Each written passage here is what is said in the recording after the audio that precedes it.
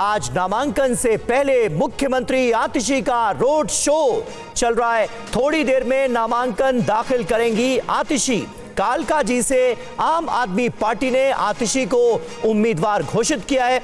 नामांकन दाखिल आज ही करेंगी मुख्यमंत्री और इस वक्त एक रोड शो वहां चल रहा है। जीत भाटी के पास सीधे आपको लिए चलते हैं जो कालकाजी में मौजूद हैं। जीत, बताइए क्या हो रहा है इस वक्त वहां पर और कितनी देर में नामांकन दाखिल करना है मुख्यमंत्री को? बिल्कुल, देखिए आपको तस्वीरें दिखाऊं तो आपको दिखाई दे रही है आतिशी और साथ में मनीष सिसोदिया है साथ में और नामांकन भरने जा रहे हैं। और नामांकन भरने से पहले कालकाजी मंदिर पहुंची थी, वहां आशीर्वाद लिया था। उसके बाद देखिए ये गोविंदपुरी इलाका कालकाजी का इलाका है जहां पर आतिशी का जो विधानसभा क्षेत्र है और आम आदमी पार्टी दूसरी बार भी यहीं पर उनसे भरोसा जो है जताया है, उनको यहाँ से उम्मीदवार बनाया। और देखिए आज नामांकन से पहले एक रोड शो, शक्ति प्रदर्शन जो है वो यहाँ पर किया जा रहा है। खुद जो दिल्ली सरकार में नंबर 2 रहे हैं मनीष सिसोदिया, वो उनका नामांकन भरवाने जा रहे हैं। तो कह सकते हैं ना आम आदमी पार्टी के जो बड़े उम्मीदवार हैं, बड़े चेहरे हैं, उनकी शुरुआत जो है नामांकन से आतिशी ने की है और उसके बाद अन्य नेता भी धीरे धीरे नामांकन करेंगे। लेकिन नामांकन भरने से पहले आप देखिए किस तरीके से यहाँ पर रोड शो निकाला जा रहा है। हालांकि इससे पहले आतिशी जो हैं वो कालकाजी मंदिर भी पहुँची थी और यहाँ पर उसके बाद रोड शो निकाला जा रहा है और रोड शो निकालने के बाद नामांकन जो है वो भरा जाएगा। और देखिए आतिशी के राजनीतिक गुरु भी माने जाते हैं मनीष सिसोदिया, तो मनीष सिसोदिया खुद उनका नामांकन भरवाने उनके साथ जा रहे हैं। और यहाँ पर आतिशी जो हैं अपने इलाके के जो तमाम वोटर्स हैं उनको भी यहाँ पर उनका आभार प्रकट कर रही हैं। किस तरीके से वो यहाँ से पहले बार विधायक बनी, उसके बाद मंत्री बनी और फिर देखिए मुख्यमंत्री भी दिल्ली की बनी है। तो ऐसे में एक बार फिर से आतिशी पर जो दाव लगाया है आम आदमी पार्टी ने, वो कालकाजी विधानसभा क्षेत्र से ही लगाया है। और यहाँ पर आतिशी जो हैं वो अपना नामांकन भरने यहाँ पर जा रही हैं और इसी के बाद और जो अन्य नेता हैं आम आदमी पार्टी के वो नामांकन भरेंगे। बिल्कुल, तो 2020 के विधानसभा चुनाव की अगर बात करें यानी 5 साल पहले की, तो इसी सीट से आतिशी को कैंडिडेट बनाया गया था आम आदमी पार्टी की तरफ से और उस वक्त बीजेपी उम्मीदवार धर्मवीर से उनका मुकाबला हुआ था जितेंद्र और आतिशी को 55,000 से ज्यादा वोट मिले थे और बीजेपी के जो कैंडिडेट थे धर्मवीर, उनको 11,000 कुछ वोट ही हासिल हुए थे। इस बार के मुकाबले को कैसे आम आदमी पार्टी देख रही है? इस बार का क्या मुकाबला जो है वो चुनौतीपूर्ण हो गया इस बार का कालकाजी का मुकाबला, क्योंकि बहुत दिलचस्प हो गया है। कांग्रेस और बीजेपी से इस बार कड़ी चुनौती मिल रही है आम आदमी पार्टी को। बिल्कुल, देखिए रमेश विधूड़ी जो कि इस इलाके से सांसद भी रह चुके हैं, वो इस बार आम आदमी पार्टी के सामने खड़े हुए हैं बीजेपी की तरफ से। वहीं पर अलका लांबा कांग्रेस की तरफ से खड़ी। और देखिए एक समय वो था जब अलका और आतिशी एक ही राजनीतिक दल का हिस्सा थी, तो मुकाबला बड़ा दिलचस्प है। लेकिन आम आदमी पार्टी से एज के तौर पर ले रही है और कह रहे कि क्योंकि जिस तरीके से उन्हें मुख्यमंत्री बनाया गया, मंत्री बनाया गया, तो ऐसे में जो इलाके के लोग हैं।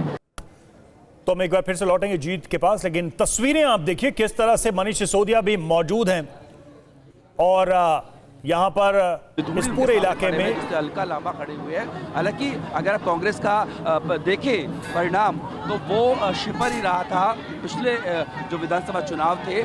तो ऐसे में एक बड़ी चुनौती तो बिल्कुल है, क्योंकि देखिए बहुत कुछ बदल चुका है। पिछले चुनाव में हम देखें तो बहुत कुछ बदला है। बहुत आरोप जो हैं वो आम आदमी पार्टी पर लगे हैं, भ्रष्टाचार के आरोप लगे हैं। खुद अरविंद केजरीवाल तमाम जो बड़े नेता हैं उनको जेल भी जाना पड़ा था, लेकिन उन्होंने यही कहा कहते हुए अपने मुख्यमंत्री पद की। तो जीत भाटी हमारे संवाददाता इस वक्त हमारे साथ मौजूद हैं, वहां से ये सीधी तस्वीरें इस वक्त हम आपको दिखा रहे हैं। मनीष सिसोदिया जो कि मुख्यमंत्री आतिशी के राजनीतिक गुरु भी माने जाते हैं, वो उनके साथ मौजूद हैं। बीजेपी और आम आदमी पार्टी सड़क से लेकर सोशल मीडिया पर चुनावी जंग लड़ रही है। आज एक बार फिर दोनों पार्टियों ने पोस्टर से वॉर शुरू किया। सोशल मीडिया पर एक बार फिर आप और बीजेपी ने पोस्टर शेयर किया है जिसमें एक दूसरे पर आरोप लगाए गए हैं। बीजेपी ने इस बार पूर्वांचलियों का मुद्दा उठाया और केजरीवाल पर इनको नजरअंदाज करने का आरोप लगाया। पोस्टर में बताया गया है कि केजरीवाल का पूर्वांचली विरोधी बेनकाब हो गया है। वो रोहिंग्या और बांग्लादेशी घुसपैठियों को अपना मानते हैं और पूर्वांचलियों के साथ गैरों जैसा बर्ताव करते हैं। पोस्टर में ये भी आरोप लगाया गया कि केजरीवाल ने कोरोना के समय पूर्वांचलियों को जबरदस्ती दिल्ली से बाहर कर दिया था। दूसरे पोस्टर में बीजेपी ने कथित शराब घोटाले को लेकर केजरीवाल को घेरा और दावा किया कि ये घोटाला 2026 करोड़ का था और इसके सरगना अरविंद केजरीवाल का हिसाब जनता 5 फरवरी को करेगी। बीजेपी के पोस्टर के जवाब में आम आदमी पार्टी ने केजरीवाल की जीत का पोस्टर जारी किया जिसमें हाल ही में रिलीज होने वाली फिल्म फतेह का नाम लिखा गया है। पोस्टर में दिल्ली में चलाई जा रही सरकार की योजनाओं का जिक्र है और लिखा गया है कि 8 फरवरी को केजरीवाल की फतेह होने वाली है। दोनों पार्टियों ने कल भी पोस्टर जारी कर एक दूसरे पर हमले किए थे। और अहम खबर आ रही है, दोपहर 3 बजे चुनाव आयोग जाएंगे आम आदमी पार्टी के नेता।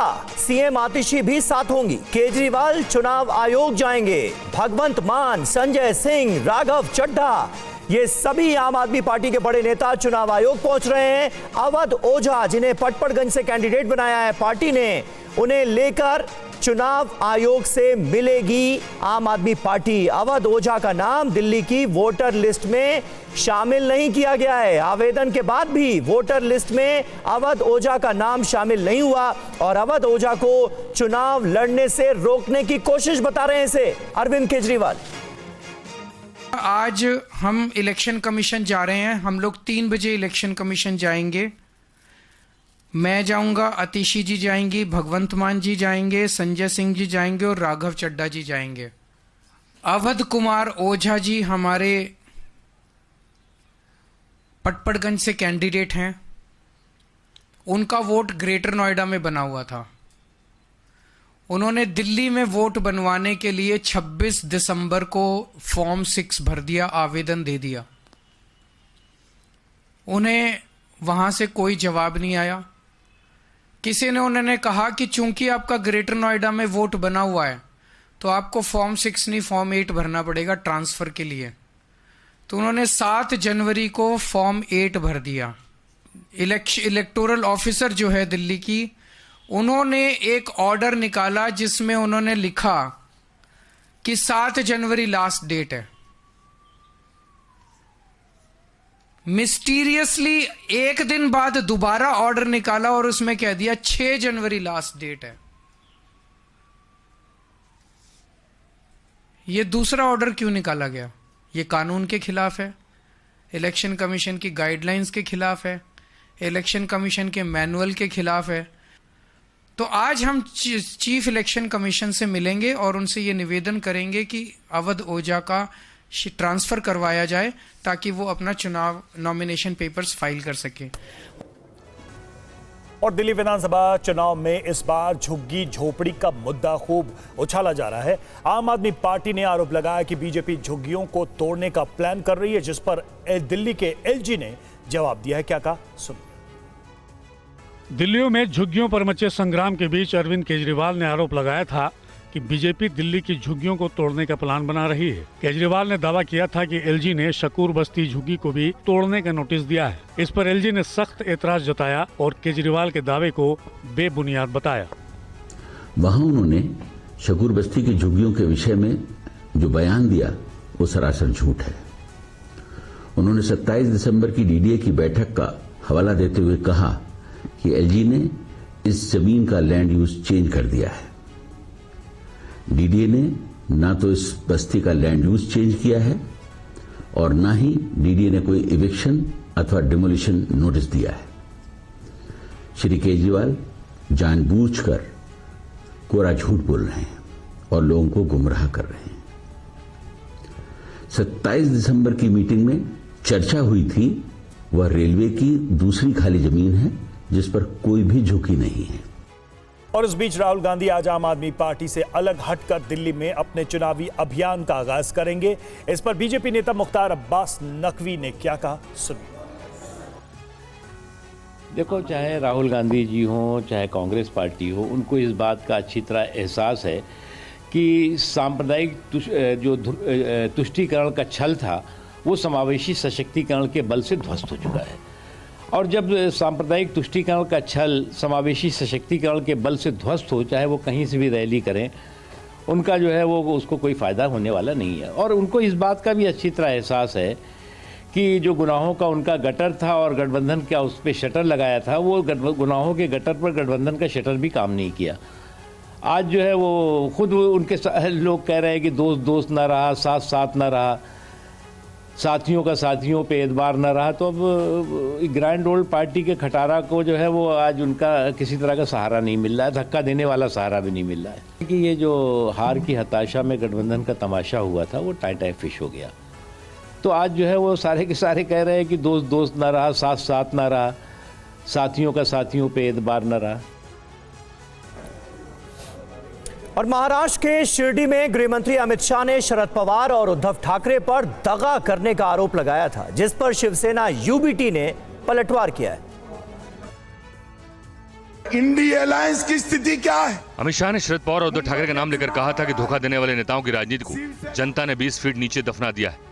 शिवसेना यूबीटी ने बीजेपी पर गद्दारी का आरोप लगाया। शरद पवार जी आणि माननीय उद्धव ठाकरे ही भारतीय जनता पक्षाची रोजीरोटी आहे, ही त्यांची रोजीरोटी आहे। दगाफटका कोणी केला? गद्दारांना सोबत घेऊन आपण सरकार बनवलंय आणि आपण दगाफटक्याच्या गोष्टी करता।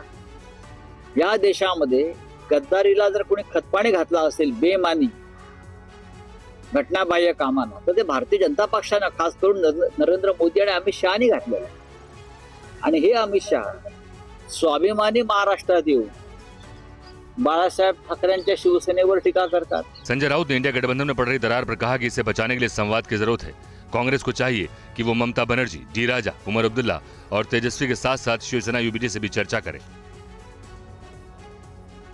प्रधानमंत्री मोदी ने सोनमर्ग में जेड मोड़ टनल का उद्घाटन किया। श्रीनगर को सोनमर्ग से जोड़ेगी टनल। तो प्रधानमंत्री ने आज इसका उद्घाटन किया और उनके साथ जम्मू कश्मीर के मुख्यमंत्री और एलजी भी मौजूद रहे। लोगों को बड़ी राहत। ये रास्ता, ये सड़क, ये मार्ग बर्फबारी के समय 6 महीने के लिए बंद रहता था, लेकिन अब ये मार्ग ऑल वेदर रूट बन गया है इस टनल के खुलने के बाद से। श्री नरेंद्र मोदी 13 जनवरी को सोनमर्ग टनल का करेंगे। गांधरबल जिले के इस टनल का उद्घाटन आज पीएम नरेंद्र मोदी ने कर दिया। जहां इस सुरंग का निर्माण किया गया है, वहां सड़क का आकार जेड जैसा है। यही वजह है कि इस सुरंग का नाम जेड मोड़ टनल रखा गया है। -10 डिग्री तापमान के दौरान इस सुरंग को 8,500 फीट की ऊंचाई पर तैयार किया गया है। गगनगीर और सोनबर्ग के बीच बनाई गई 2 लेन की सुरंग 6.5 किलोमीटर लंबी है। इस इलाके में बर्फबारी के कारण कई महीनों तक रास्ता बंद रहता था। अब किसी भी मौसम में 45 मिनट का रास्ता महज 15 मिनट में तय होगा। ये टनल पहाड़ों पर बनी एशिया की सबसे लंबी सुरंग होगी। 2026 तक इसका काम पूरा होने की संभावना है। इसके बनने के बाद जोजिला दर्रे को पार करने में सिर्फ 35 मिनट लगेंगे। पर्यटक भी कह रहे हैं कि इस टनल से जम्मू कश्मीर की तस्वीर बदलने वाली है। जो टनल खुला है उसके वजह से हम यहाँ तक सीधा आ सकते हैं, नहीं तो आ नहीं सकते थे। और इतना अच्छा जो वेदर है, यहाँ का एटमॉस्फेयर है, हम एंजॉय कर पा रहे हैं। ये बहुत अच्छा हुआ कि टनल खुल गया तो हमको इतना खूबसूरत व्यू देखने को मिल रहा है। So it's a beautiful view. तो देखिए, ये बहुत महत्वपूर्ण है। श्रीनगर ले हाईवे NH1 पर बनी 6.4 किलोमीटर लंबी डबल लेन टनल श्रीनगर को सोनमर्ग से जोड़ेगी।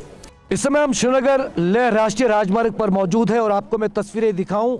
दूर दूर तक आप देख सकते हैं ये तमाम लोग जो है वो आज जडबो टनल के उद्घाटन को लेकर जो प्रधानमंत्री नरेंद्र मोदी यहाँ संबोधित करेंगे लोगों से, उस सिलसिले में लगातार इस कड़ाके की ठंड में दूर दूर से चल के आ रहे हैं। सुरक्षा के कड़े इंतजाम किए गए हैं। ये देख सकते हैं आप, ये तमाम पहाड़ियाँ जो हैं ये बर्फ़ से लिपटी हुई है। माइनस तापमान है, लेकिन फिर भी मुर्तज़ा थोड़ा बाईं तरफ पैन करके दिखाएं। आप देख सकते हैं इन पहाड़ियों से जो लोग हैं वो लगातार आगे जा रहे हैं, क्योंकि प्रधानमंत्री नरेंद्र मोदी आज जडमो टनल का उद्घाटन करने के बाद जो है लोगों से संबोधित होंगे। और उसके चलते सोनमर्ग में काफ़ी तैयारियां की गई हैं। 3 टायर सिक्योरिटी सिस्टम जो है वो रखा गया है और प्रधानमंत्री नरेंद्र मोदी इन्हीं खूबसूरत वादियों में कुछ ही देर में पहुंचने वाले हैं और यहाँ पर ऐतिहासिक जडमो टनल का उद्घाटन करेंगे। जडमो टनल जो है वो सोनमर्ग और गगनगीर के बीच में के इलाके में बनाया गया है। 6.5 किलोमीटर का टनल है। इससे इस श्रीनगर लेह राष्ट्रीय राजमार्ग पर काफ़ी जो सयाही तौर पर कहें तो मदद होगी, लेकिन वहीं मिलिट्री लेवल पे अगर बात करें तो जो मिलिट्री लॉजिस्टिक हैं उन्हें लाइन ऑफ एक्चुअल कंट्रोल तक पहुंचाने में भी काफ़ी मदद होगी, क्योंकि ये जो इलाका है काफ़ी बर्फबारी के मौसम में जो है बंद हो जाता है, तो उससे जो है पर्यटन पर भी असर पड़ता है और वहीं लद्दाख की और जो गति है ट्रैफिक की वो भी रुक जाती है। क्योंकि और अब बात देश में चोरी छिपे रह रहे बांग्लादेशियों के खिलाफ कार्रवाई की। पश्चिम बंगाल के सोनारपुर में पुलिस ने 5 बांग्लादेशियों को गिरफ्तार किया। दक्षिण 24 परगना के सोनारपुर के इसी मकान से 5 बांग्लादेशियों को गिरफ्तार किया गया है। सोनारपुर पुलिस को बैकुंठपुर में इनके होने की खबर मिली थी। पुलिस ने जांच में पाया है कि यहां एक गारमेंट की फैक्ट्री में काम करते थे और आसपास के लोगों से कम मिलते थे। हालांकि पुलिस ने यह भी दावा किया है कि इनके पास जो दस्तावेज हैं वो लीगल हैं, लेकिन पूरे मामले की जांच हो रही है। इस बीच एक खबर पश्चिम बंगाल के ही मालदा से आई है, जहां स्थानीय लोगों ने दावा किया है कि 6 बांग्लादेशी नागरिकों ने बांग्लादेशी फोर्स की मदद से भारत में घुसपैठ की है। इसकी भी जांच चल रही है। हालांकि पश्चिम बंगाल के बॉर्डर पर बीएसएफ की मुस्तैदी की वजह से पिछले कुछ दिनों में 24 बांग्लादेशी और 2 रोहिंग्या को खदेड़ा गया है। बॉर्डर फोर्स ने उनके पास से दवाइयां और जानवर भी पकड़े हैं। बांग्लादेश में अल्पसंख्यकों के साथ हो रहे अत्याचार के बीच बॉर्डर पर लगातार तनाव बना हुआ है और यहाँ के किसानों को खेती करने में भी दिक्कत हो रही है। এরকম ঘন কুয়াশার দিনে ঘুষপেশিদের আতঙ্ক তো লেগেই থাকে। যেহেতু এখন তার কাটাটা চেঞ্জ হয়ে নতুন একটা তার কাটা লেগেছে, তাতে ঘুষপেশি আতঙ্ক হওয়ার ইয়েটা অনেক। और अवैध बांग्लादेशियों के खिलाफ कुछ इसी तरह का अभियान महाराष्ट्र में भी चल रहा है। देखिए हमारे संवाददाता जय प्रकाश सिंह की ये रिपोर्ट। महाराष्ट्र में अवैध रूप से रह रहे बांग्लादेशियों और रोहिंग्या मुसलमानों के खिलाफ महाराष्ट्र सरकार ने सख्ती का रुख अपनाया है। शिरडी में अपने एक बयान में मुख्यमंत्री देवेंद्र फडणवीस ने ये कहा है कि जब तक बांग्लादेशी नागरिक और रोहिंग्या मुसलमानों को खोजकर उन्हें खदेड़ नहीं दिया जाता, उनकी गिरफ्तारी नहीं हो जाती, तब तक महाराष्ट्र सरकार चुप नहीं बैठेगी। महाराष्ट्र के 36 जिलों के एसपी और डीएम को यह आदेश दिया गया है कि वो अपने अपने जिलों में अवैध रूप से रह रहे बांग्लादेशी नागरिकों और रोहिंग्या मुसलमानों को खोजें, उन्हें गिरफ्तार करें, उन्हें कोर्ट में पेश करें और जिन जिन अवैध दस्तावेजों के आधार पर वो अब तक महाराष्ट्र में रह रहे थे उनके खिलाफ भी जांच की जाए। ये दस्तावेज बनाते कौन हैं, ये सिंडिकेट कहाँ पर ऑपरेट करता है, उसकी जाँच की जाए। ये ऐसे प्रिज्यूम किया गया है कि पश्चिम बंगाल के किसी जिले से ये जो नागरिक हैं वो महाराष्ट्र में आए और महाराष्ट्र में रह रहे हैं, यानी ये बंगाली हैं, लेकिन ये बंगाली नहीं है, ये बांग्लादेशी नागरिक हैं। इधर नोएडा में रोहिंग्या और बांग्लादेशी घुसपैठियों के खिलाफ एक्शन जारी है। ऑपरेशन पहचान के जरिए झुग्गी झोपड़ियों में रह रहे लोगों का सत्यापन हो रहा है। द्वारा मैंने बताया है वो आप इसको भरेंगे। वीडियो नोएडा के सेक्टर 18 का है, जहां पुलिस मुनादी कर झुग्गियों में घुसपैठ के खिलाफ अभियान चला रही है। लोगों के दस्तावेजों की गहनता से जांच हो रही है। डीसीपी राम बदन सिंह ने बताया कि ये अभियान अवैध गतिविधियों को रोकने के लिए शुरू किया गया है। दिल्ली में चुनाव भी हो रहे हैं, तो कोई भी अपराधी हमारी जमीन का या हमारे यहाँ रह करके किसी तरह की कोई गड़बड़ी न कर सके, इसलिए किराएदारों का, मकान मालिकों का, झुग्गी में रहने वाले, बाकी सभी सेक्टरों में रहने वाले जो लोग किराए में उठाते हैं अपना फ्लैट या मकान, उनका भी वेरिफिकेशन किया जाएगा। आज से अभियान चल गया है और मैं आपके माध्यम से ये अपील करूंगा कि प्रत्येक व्यक्ति पुलिस की इस बारे में मदद करे कि जो भी उसको किराए में व्यक्ति रखा गया है उसके प्रॉपर डॉक्यूमेंट ले और उनको पुलिस को सौंपें।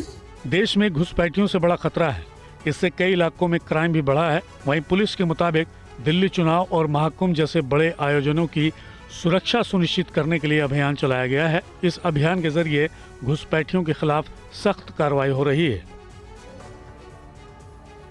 और यूपी के संभल के सीओ अनुज कुमार चौधरी को रथ यात्रा में गदा लेकर चलना भारी पड़ा है। मामले की जांच शुरू कर दी गई। हनुमान जी की गदा लेकर चलने की ये तस्वीरें कुछ दिन पुरानी हैं।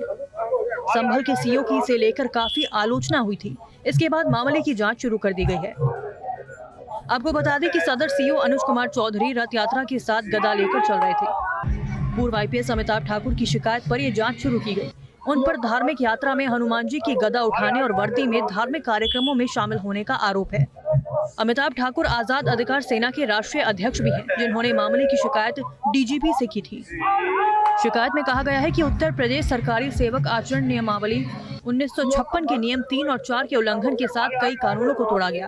अनुज पर ड्यूटी के दौरान भजन गाने और विभिन्न मंदिरों में धार्मिक कार्यक्रमों में भाग लेने को लेकर भी शिकायत की गई। डीआईजी मुरादाबाद के आदेश पर सीओ के खिलाफ जांच शुरू हो गई है। अनुज चौधरी को बयान दर्ज करने के लिए नोटिस जारी किया गया है। एमपी सरकार शराब पॉलिसी में बदलाव करने जा रही है। खबर है कि इससे कई जगह शराब की दुकानें बंद हो जाएगी। एमपी की मोहन यादव सरकार इस साल अपनी शराब नीति में बड़ा बदलाव करने जा रही है। इसके बाद ये माना जा रहा है कि आदिवासी क्षेत्रों में ग्राम सभा की अनुमति से ही अब शराब की दुकानें खोली जाएंगी। वहीं धार्मिक स्थलों पर पहले से मौजूद शराब की दुकानों को बंद किया जाएगा। 2025-26 के लिए प्रस्तावित नीति को जल्द ही कैबिनेट में पेश भी किया जा सकता है। सरकार नीलामी प्रक्रिया को बदलने की भी तैयारी कर रही है। अब तक दुकानों का ग्रुप बनाकर नीलामी की जाती थी, लेकिन अब से साल 2025-26 के लिए एकल दुकान की नीलामी होगी। इससे लोगों के बीच कंपटीशन बढ़ेगा, साथ ही राजस्व को भी फायदा मिलेगा। राज्य में कुल 3065 कंपोजिट शराब की दुकानें हैं, जिन्हें 1100 समूह बनाकर नीलाम किया गया था। साल 2003 में एकल दुकान की नीलामी की व्यवस्था की गई थी। इसके पीछे तर्क दिया गया था कि अहाते में बैठाकर शराब पिलाने से कानून का बुरा असर पड़ रहा है, झगड़े होते हैं। हालांकि इस व्यवस्था को बंद करने के बाद दुकान के आसपास ही लोग शराब पीने लगे, जिससे आम लोगों को परेशानी होने लगी। और मकर संक्रांति के मौके पर पतंगबाजी खूब होगी, लेकिन चाइनीज मांझा कितना खतरनाक हो सकता है, इसकी एक घटना महाराष्ट्र के भिवंडी से फिर सामने आ गई। ये रिपोर्ट देखिए। मसूद खान नाम के इस युवक के गर्दन पर चोट लगी है। उसकी जान पर बनाई थी। ये तस्वीरें आपको विचलित कर सकती हैं। आप देखिए, ये तस्वीर जमीन पर पतंग पड़ी है। इसी पतंग के मांझे से इस युवक की गर्दन कटी है। वीडियो में देख सकते हैं, युवक अपनी स्कूटी से कहीं जा रहा था, तभी मांझे की चपेट में आ गया और उसका गला कट गया। वो समझ नहीं पाया, इतने में घायल होकर स्कूटी समेत गिर गया। ये घटना महाराष्ट्र के भिवंडी इलाके की है, जहां भिवंडी के बाला साहेब ठाकरे फ्लाईओवर में ये घटना हुई है। युवक को गंभीर हालत में अस्पताल पहुंचाया गया, जहां से उसे आगे के इलाज के लिए ठाणे के जुपिटर अस्पताल रेफर किया गया है। फिलहाल उसका इलाज चल रहा है और उसकी हालत अब गंभीर है। पिछले हफ्ते इसी फ्लाईओवर पर एक और युवक की गर्दन में चाइनीज मांझा फंस गया था। लोगों ने इस घटना पर प्रशासन की लापरवाही का आरोप लगाया है। आपको बताते चलें कि मकर संक्रांति के दौरान मुंबई और आज उसके आसपास के शहरों में पतंगबाजी की जा रही है। इसमें चाइनीज मांझे का इस्तेमाल ना हो, इस पर लोगों ने प्रशासन से कार्रवाई की मांग की है।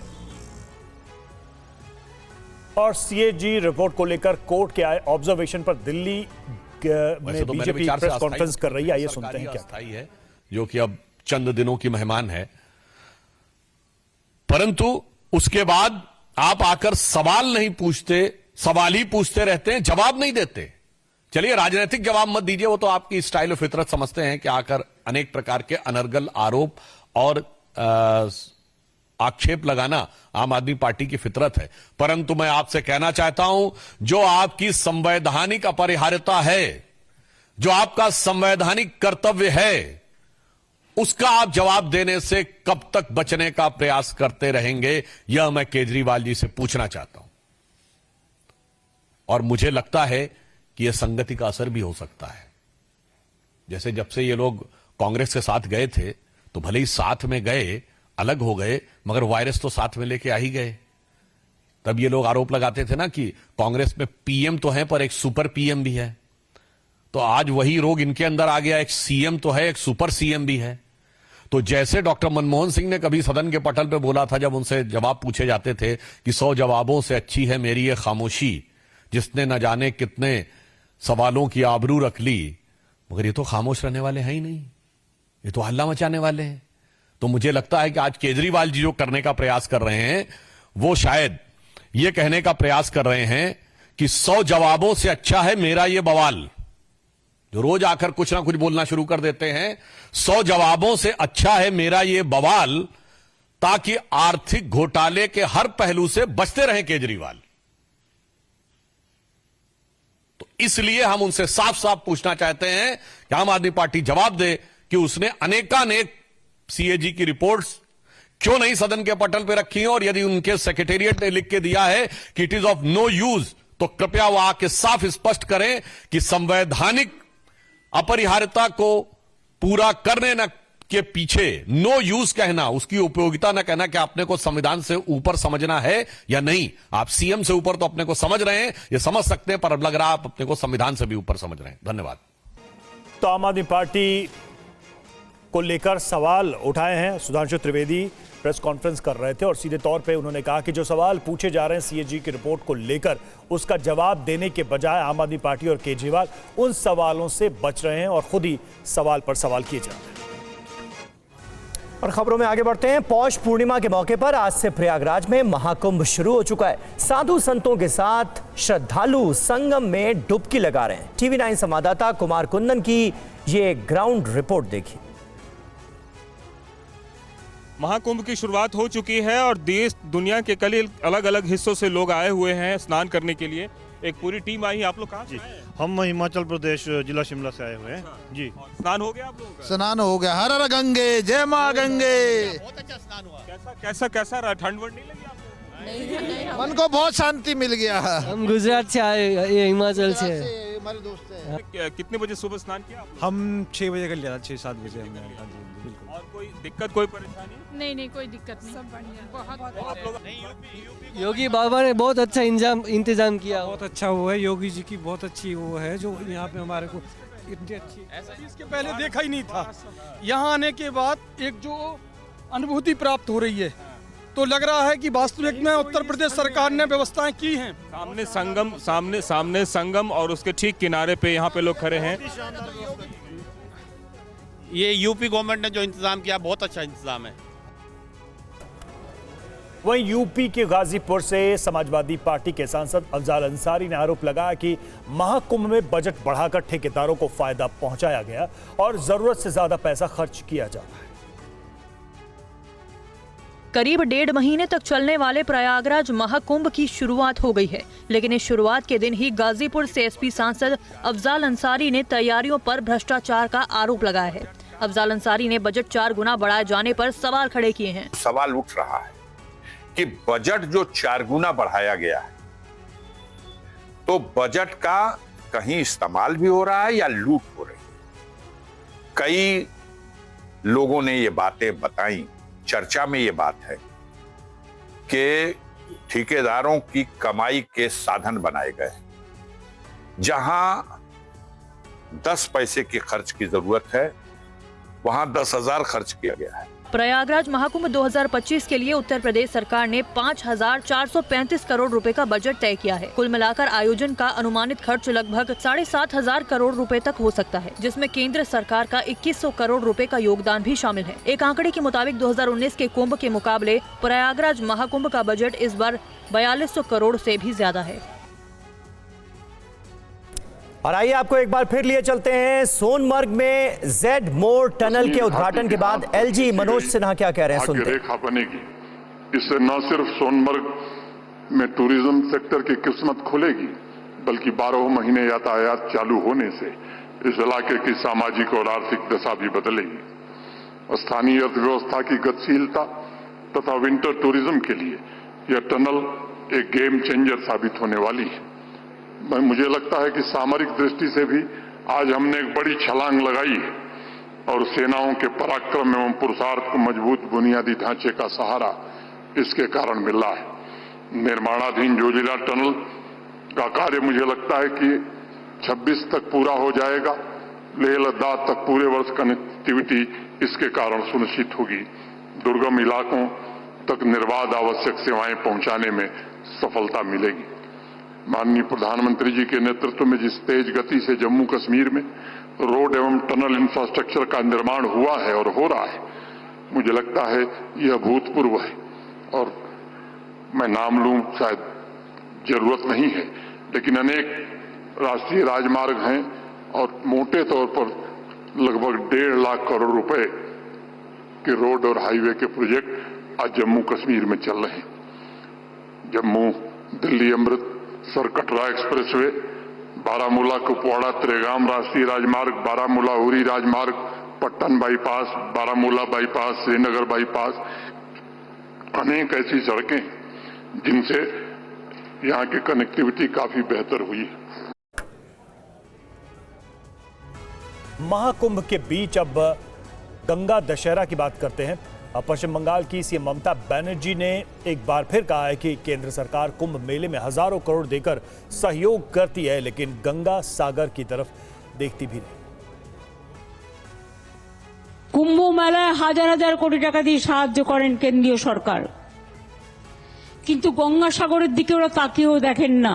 सीएम ममता बनर्जी गंगा सागर मेले को लेकर लगातार अपनी बात कर रही हैं। उनका कहना है कि गंगा सागर के लिए श्रद्धालुओं को काफी मुश्किलों का सामना करना पड़ता है। एक पुल की जरूरत है जिसका टेंडर उन्होंने मंगवाया है, क्योंकि लोगों को पानी के रास्ते गंगा सागर जाना पड़ता है। ममता ने कहा कि प्राकृतिक, सांस्कृतिक और आध्यात्मिक रूप से गंगा सागर में असीम संभावनाएं। একদিকে সুন্দরবন, সুন্দরিনী, একদিকে অরণ্য, একদিকে সমুদ্র, একদিকে মন্দির, আর একদিকে পুণ্যার্থী।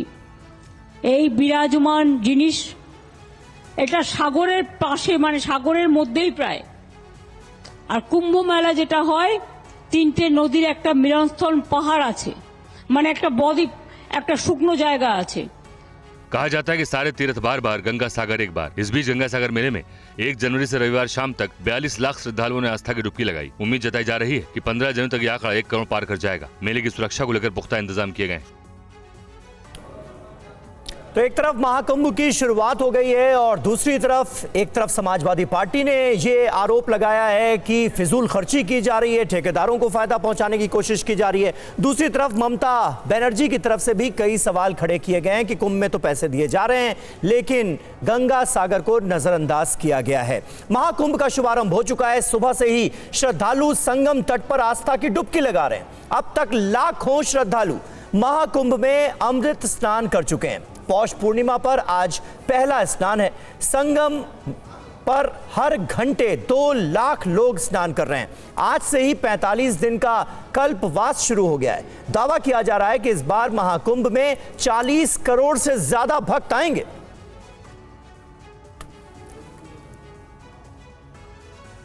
और महाकुंभ के पहले दिन कई श्रद्धालुओं ने दिक्कतों की भी शिकायत की। संवाददाता विपिन चौबे की रिपोर्ट आपको दिखाते हैं। नाव मिल रही है कि नहीं मिल रही? नहीं। सुनिए एक मिनट, नाव मिल रही है, बट ये पुलिस वाले जो है ये कह रहे हैं कि सिर्फ वीआईपी है। 1 मिनट रुके, वो अपने वीआईपी के लिए सेवा रखे हैं। वो वीआईपी नहीं, कोई वो पुलिस नहीं है, वो पुलिस अधिकारी वो लोग जा रहे हैं। जनता को नहीं बैठने देते हैं, सिर्फ जनता के लिए। आपको यहाँ नाव के लिए मना कर रहे हैं। वो वीआईपी है। ये तो इंडिया से विचारे कर रही हूँ। मैं इंग्लैंड से महाकुंभ नहाने के लिए आई हूँ। किस सिटी से आई हैं? मैं लंदन से आई हूँ, मेन सिटी से, और कितने लाखों रुपया खर्च करके मैं यहाँ रुकी हूँ, और बाद में 4 घंटे से मैं पैदल आ रही हूँ। कोई हेल्प नहीं, कोई कुछ नहीं। और कोई कह रहा उस घाट पे जाओ, कोई कह रहा उस घाट पे जाओ, कोई कह रहा सस्ती, कोई वीआईपी। मैं तो 2 लाख भी खर्च करने के लिए तैयार थी, रह सकती थी, लेकिन कुछ भी नहीं है। कोई कंफ्यूजन वाली लाइन पे कोई व्यवस्था यहाँ पर बिठाने नहीं देने, संगम जाने दे। मेरे आने का पर्पस क्या है? तो हम जल पुलिस के बगल वाले घाट पर खड़े हैं। शासन प्रशासन के लोग यहाँ पर खड़े हैं। सैकड़ों की तादाद में नाव है, लेकिन ये दावा किया जा रहा था कि पुलिस की तरफ से व्यवस्था की गई है। सरस्वती घाट बोट क्लब से अगर आपको नाव पकड़ना है तो वहां जाना पड़ेगा, और ये जानकारी लोगों को नहीं मिल रही थी, इसलिए लोगों को असुविधा हो रही है, और इसीलिए सैकड़ों की तादाद में लोग यहाँ पर आ रहे हैं। लोगों को असुविधा हो रही है, और लोग इस असुविधा के बीच थोड़ा नाराजगी भी व्यक्त कर रहे हैं। फिलहाल पुलिस इन्हें हटाने की कोशिश कर रही है, आगे बढ़ा रहे हैं, और लेकिन पैदल चल चल के ये लोग थक गए हैं और थके हुए हालत में आगे जा पाने की स्थिति में नहीं है। और इन नावों को देखकर, इस व्यवस्था को लोग देखकर शायद थोड़े बहुत नाराज है और अपनी नाराजगी भी व्यक्त कर रहे हैं, क्योंकि पुलिस इन्हें बिना लाइफ जैकेट्स के आगे नहीं जाना देना चाहती है, और ये लोग यहीं से नाव पकड़ना चाहते हैं। इसी बात को लेकर दोनों के बीच विवाद नजर आ रहा है। कैमरा पर्सन अमित के साथ विपिन चौबे, TV9 भारतवर्ष, प्रयागराज, उत्तर प्रदेश।